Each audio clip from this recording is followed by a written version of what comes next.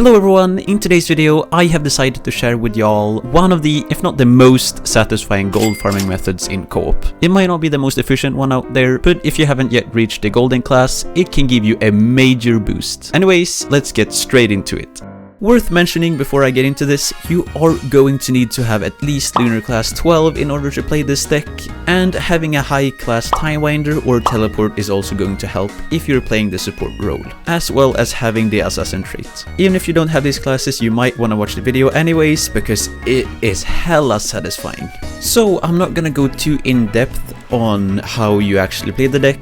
I do think that it's quite self-explaining if you do watch the gameplay of the video. The idea of the method, however, is regarding gold mine. Now, for the ones of you out there that doesn't know what gold mine is, this is gold mine, and it's basically one of the battlefields that you can use in the game. Gold mine's ability is pretty much to give you extra gold for the monsters that you kill. If you manage to get gold mine to the max level, you are going to get 2 coins per every monster that you kill. Now, this might not sound like that very much, but using this method, it can go up rapidly. But so the first thing that I had to do was basically wait for my opponent to get the right setup. As you guys can see, the setup is kinda done right now. We decided to use Switch simply because it made the entire thing easier, but you could probably change Switch into something else if you would prefer that. Now, once my opponent had gotten the right setup, it was time for me to max their board. Now, in order to do this the easiest way, you might want to have Assassin at class 10 and basically use the trait. This is possible to do without the trait, but it's gonna be a whole lot harder and you're gonna be dependent on a lot of RNG.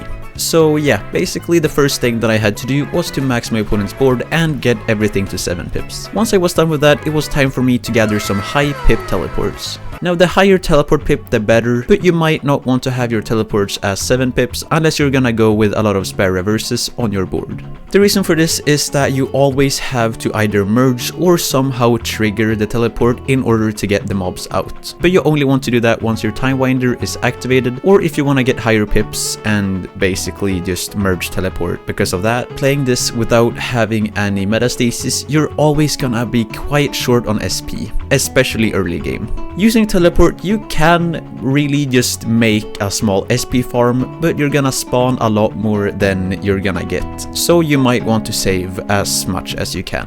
So I highly recommend getting some lower pip teleports at first and spawning them over and over again until you get up some SP, and once you've done that, you can of course start farming higher pips on your board again. So you really just want to repeat this over and over again until you get the highest teleport pips possible, that preferably are 6 pips. But you're also gonna want to have some decently high pip Time Winders on your board, since you always want to use the Time Winder recall before you use the teleports. Depending on what class your Time Winder is, you might want to have different amounts of pips, but you're always gonna want to have at least 1 recall spare, but preferably 2, since Gravitor could flip you over sometimes. As you guys can see, we are currently spamming a lot of ghost mobs right now, and I do believe that every single one of those do count as at least 2 gold. So repeating this process is gonna give you a whole lot of gold. Now, to give a quick explanation of what my opponent's deck does, is basically that it kills the monsters as fast as possible. Now, my opponent has Scope, Recharge, and the Death Dice, and the reason for this is that the Scopes really help with cleaning up the mess. If you don't use Scope, you are most likely going to die from this, and that is pretty much because Lunar